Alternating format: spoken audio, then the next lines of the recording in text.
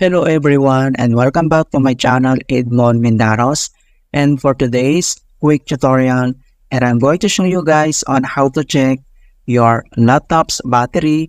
This will works on Windows 7, Windows 8, Windows 10 and Windows 11.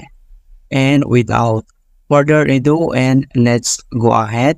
So all you have to do is open up on a search menu and then dito sa search for apps, so type mo lang dito yung CMD or ito yung tinatawag na command prompt. So, kailangan mo lang mag-right click and select mo lang dito yung run as administrator. If you receive user account control, and then click mo lang dito yung yes. And dito sa administrator command prompt ay kailangan lang natin i-enter yung command keyword na power cfg space / battery report. Ayan. So ito yung command keyword para ma-open natin yung battery infos and informations details. So kailangan mo lang i-type yung power cfg, so small letter lahat and then one word yan, space / battery report, one word yan, and then press mo lang yung enter. At makikita mo na dito na battery life report save to file path. Okay, so ito yung file path. So ang next step, so kailangan lang natin i-copy itong file path na to. So copy lang natin yan. So once na-copy mo na siya and then minimize lang tayo. Ang next step ay dito lang sa search menu and then dito sa search for apps. So kailangan mo lang i-paste yung na-copy natin na file path.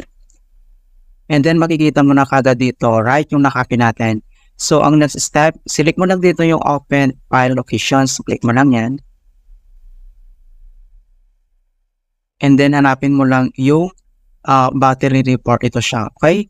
So dito ay kailangan mo lang mag-right click. And then select mo lang dito yung open with. And then select mo lang dito yung Google Chrome. Or gusto mo ng Firefox, Microsoft Edge, Opera, or other apps. So pwede po siya. So select lang natin itong Google Chrome. So tap mo lang yan. And makikita mo na dito yung battery report. Okay, so nandito na yung computer name, system product name, BIOS, OS build, platform, connected, standby, and report time. Nandito yung details. And then pag scroll down ka lang, nandito naman yung installed batteries, details, informations.